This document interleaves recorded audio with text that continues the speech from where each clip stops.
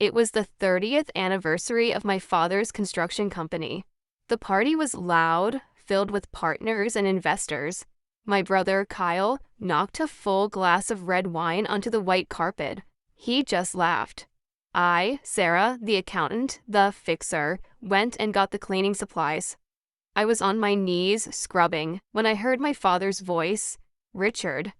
He had his phone out, recording an Instagram live. "Look at my accountant," he boomed, his voice slurring slightly.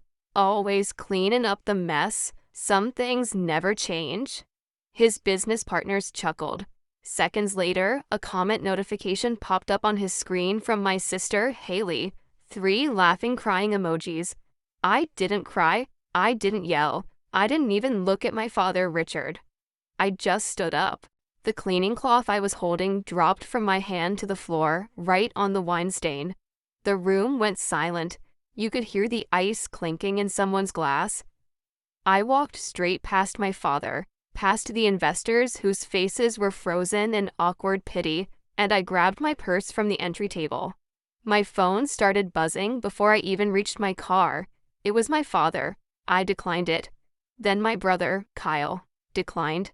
Then my mother, Karen, declined. I drove, not to my own apartment. I knew they had a key. I drove across town to the quiet street where my Uncle David and Aunt Linda lived. They opened the door, looked at my face, and didn't ask a single question. Aunt Linda just pointed down the hall and said, "The guest room is ready, Sarah. There are clean towels on the bed." I sat in that quiet room all night. I didn't sleep. I just watched the numbers on the digital clock change. I felt the anger, but it wasn't the hot, screaming kind. It was cold. It was clinical. It was the quiet, precise anger of an accountant who had finally found a catastrophic error in the books. An error that had been draining the company dry for years. At 8:15 in the morning, my phone lit up. A text from Haley. It didn't say, "Are you okay?" It didn't say, "Where are you?" It just said, "Why isn't the card working? I'm at the checkout trying to buy a $3,500 influencer package. It's declined. What the hell did you do?" I stared at the message. A package. Her definition of a business emergency? That cold clarity settled over me. This wasn't a family. It was a poorly managed business, and I had been its only silent investor. I typed back one single sentence. "The business emergency credit card, the one in my name, has been permanently canceled." I didn't add, "I'm sorry." I didn't add, "We need to talk." I just hit send. Seconds later, she started calling, frantic, furious. I didn't answer. I just blocked her number. Then Kyle started texting. I blocked him too. Then my father, blocked. This wasn't an emotional breakdown. It was an audit. And I was finally closing the box. You have to understand, that Instagram Live wasn't just an insult. It was a fundamental misunderstanding of my role in the family. I wasn't the one who cleaned up. I was the one who fixed. 3 years ago, my father, Richard, was about to lose his entire 30-year company. He was facing an IRS audit. He hadn't filed his payroll taxes correctly in nearly 2 years and was talking about bankruptcy. I was 25. I came into his disaster of an office, took his shoeboxes full of crumpled receipts and tear-stained napkins, and I worked for 72 hours straight. I didn't sleep. I just drank bitter coffee and rebuilt his books, line by line. I found the errors, I filed the amendments, and I single-handedly saved him from financial ruin. His way of thanking me was to give me that business emergency credit card, the one that was in my name, the one he swore was just for lumber and supplies. But for the last 2 years, it had been a slush fund. I knew because I'm an accountant. I track everything. I opened my private laptop and looked at the spreadsheet I kept. In the last 24 months, I had personally paid $32,000 of my own savings to cover their emergencies. Charges like $450 at a luxury boutique, that was Haley. Her emergency was a new handbag for an influencer event. Charges like dozens of cash advances for my brother Kyle. Project materials, he called them. They always happened on a Friday night and smelled like a bar tab. My compassion wasn't a gift, it was a line of credit, and they had been overdrafting it for my entire adult life. I know what you're thinking. Sarah, you're smart, you're an accountant. Why would you let this happen? People mistake it for weakness. It's not. There's a psychological term for it. Learned helplessness. It's what happens when you are systematically punished every time you try to set a boundary. The first time I questioned one of Kyle's advances, my father cornered me and told me I was being petty and trying to divide the family. The first time I declined one of Haley's charges, my mother, Karen, called me, weeping, saying I was selfish and breaking her heart. You get punished for saying no so many times that on a deep cellular level, you just stop trying. You learn to accept the pain just to keep the peace. You don't become weak, you become conditioned. That Instagram Live, that public humiliation, it wasn't just an insult. It was the sound of the conditioning finally breaking. It was the stupid, arrogant mistake that finally gave me permission to do what I should have done years ago. This wasn't revenge, it was an audit, and I was finally balancing the books. The backlash for canceling the card was immediate. It was also exactly what I expected. First came the 10, maybe 12 missed calls from Haley. When I didn't answer, she left a string of voice messages. They weren't sad, they were furious. Just a high-pitched scream of, "How could you do this to me?" and "You're jealous," and "I'm telling Dad." Of course, she told Dad.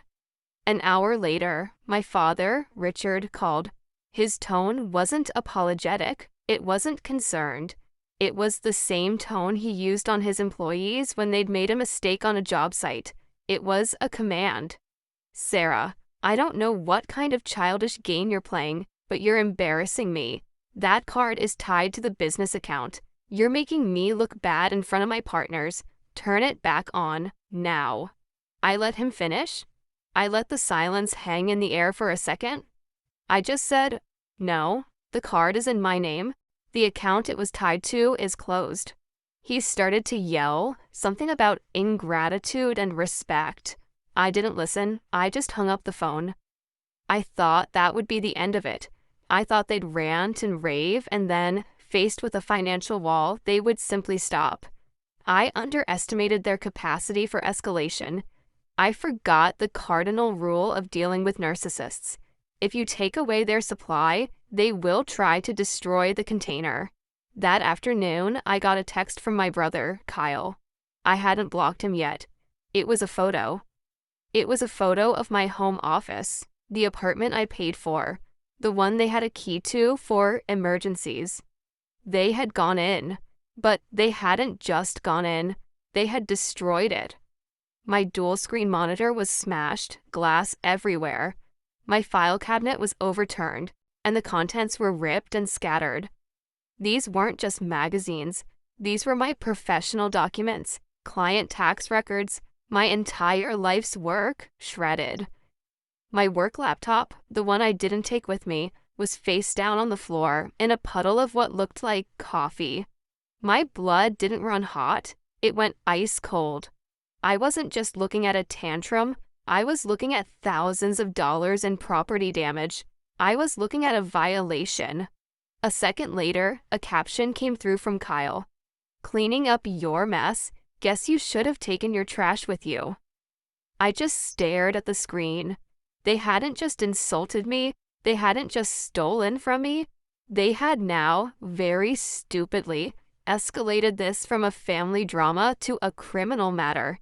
And as an accountant, I knew one thing better than anyone: the value of a good paper trail, and he had just handed me a receipt.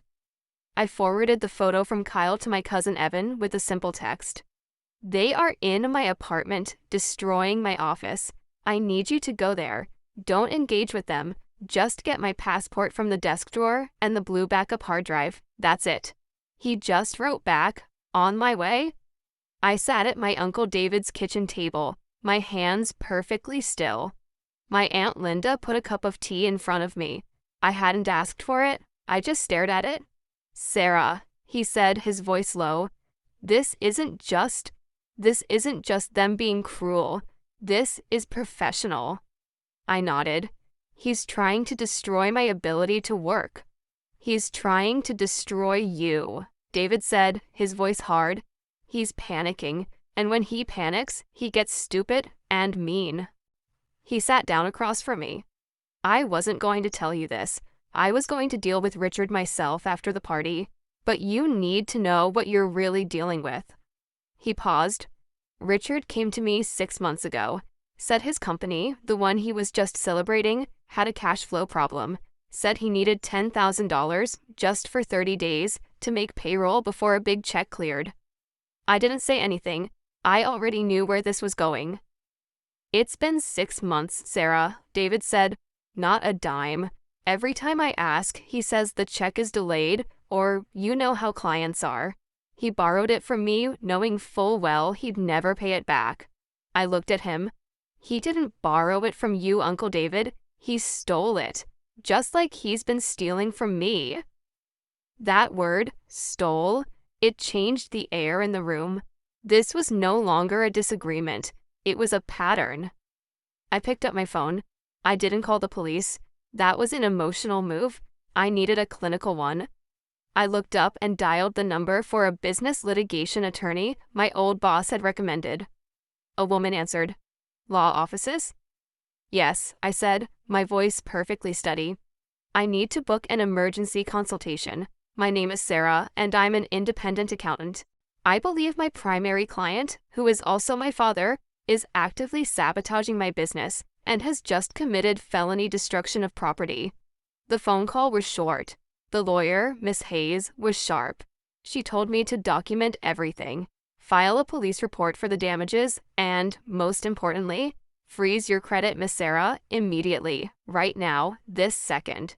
She said, "If he's willing to destroy your office, he's willing to destroy your name." I hung up, opened my laptop, and went to the credit bureau website. My Uncle David sat with me. "This seems extreme," he said. "It's just an audit," I replied, my fingers flying across the keys. I paid the fee to pull my full, comprehensive credit report. The file loaded. My uncle leaned in. "What is it?" he asked. "A few late payments? A card you didn't know about?" I couldn't speak. I just pointed at the screen. My hand was shaking now. For the first time, I was shaking. It wasn't a $20,000 credit card. It wasn't a $5,000 personal loan. It was a business loan, a commercial line of credit, for $250,000. It was taken out 8 months ago from a bank I'd never heard of. And then I saw my name. I wasn't just listed on it. I was the personal guarantor. I, Sarah, 28 years old, with $32,000 in savings, had personally guaranteed a $250,000 loan for Richard's failing company, a company he had just thrown a lavish party for. "Sarah," my uncle whispered, "did you sign this?" I just shook my head, my eyes scrolling down the page. There, in the status column, was a bright red flashing word, default. The loan had defaulted 3 days ago, which meant that right now, as of this morning, the bank wasn't looking for Richard. They were looking for me, the guarantor, for $250,000.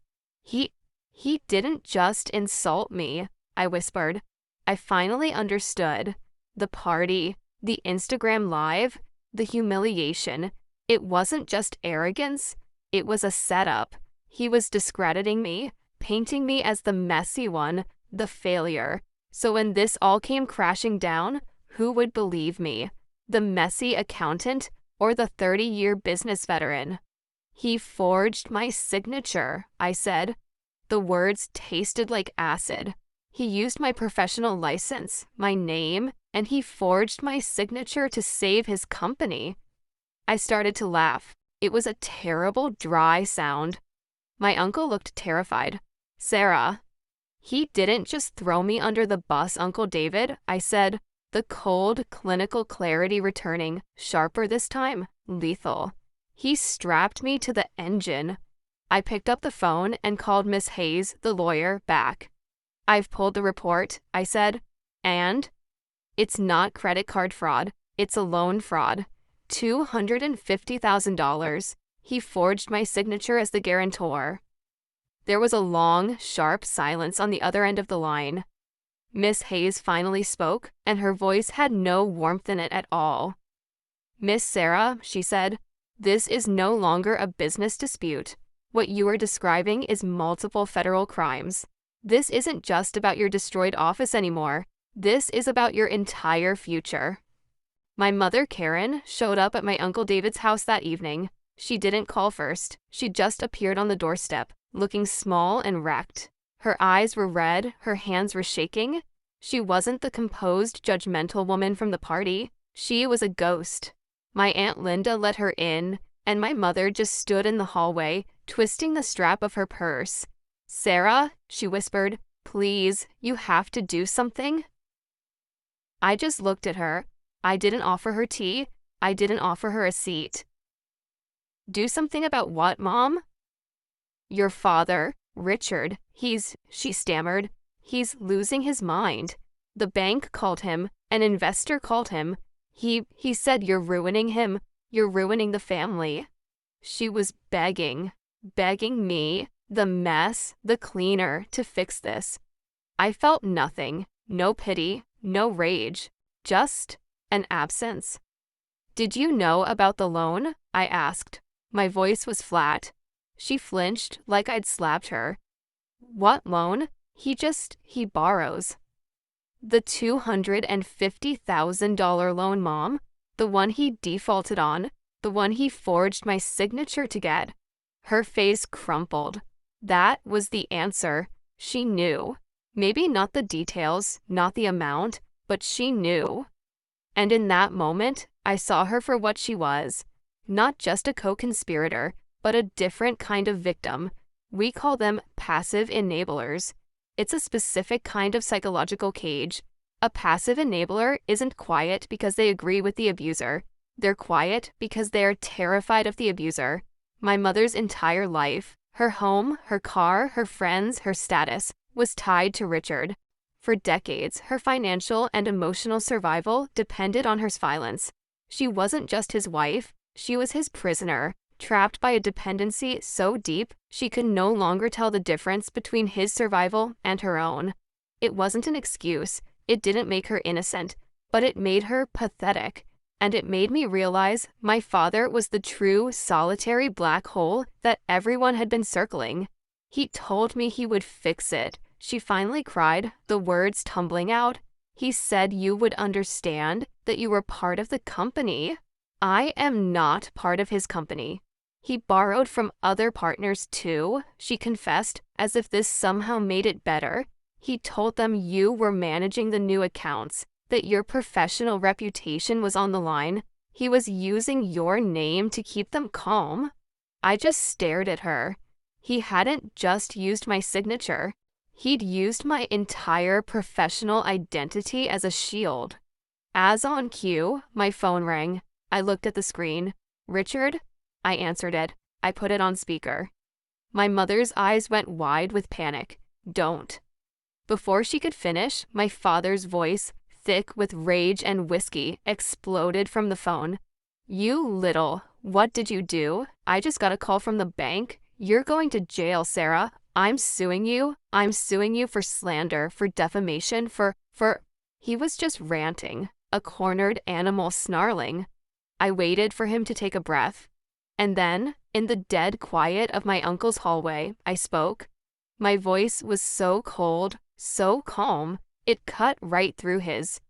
I don't think you'll be suing anyone, Richard. He stopped.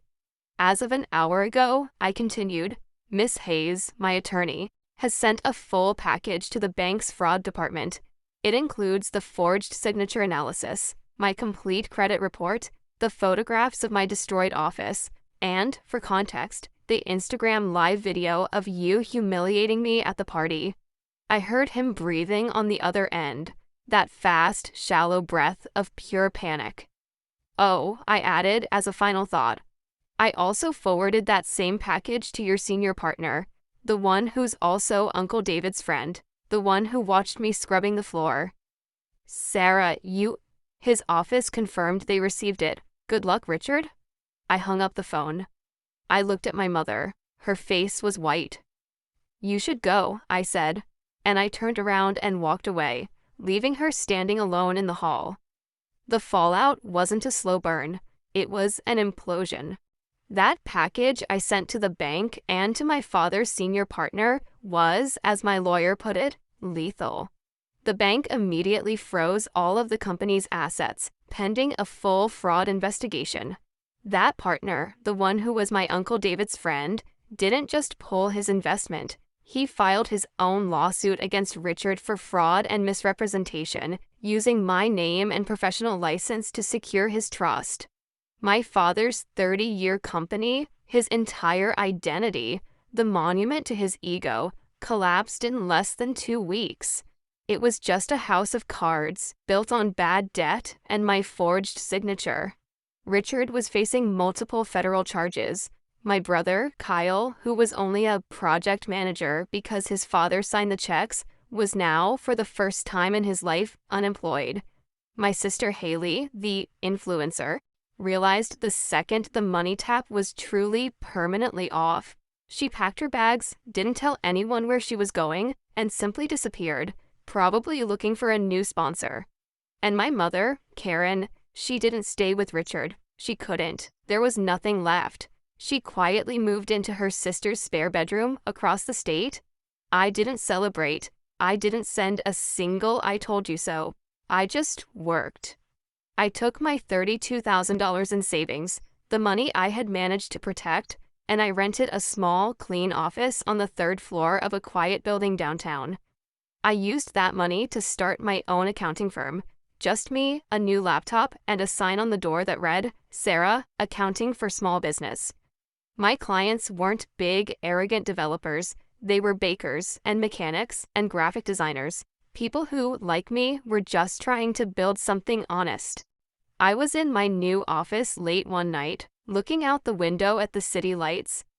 I thought about my father's ledger, the one I used to balance.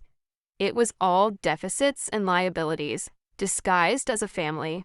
That's when I finally understood. We get so caught up in the idea of blood. We're told that blood is thicker than water. But what they don't tell you is that sometimes blood is just a chain. It's an obligation, a debt you never agreed to pay. I learned that true family isn't something you're born into, it's something you build. It's not about blood, it's about respect. It's about who shows up when you're scrubbing the wine from the carpet. It's about the people who, when you are at your lowest, don't hand you a rag, but help you stand up. I lost a family, yes. But I finally found my balance sheet, and for the first time in my entire life, I was finally, truly in the black.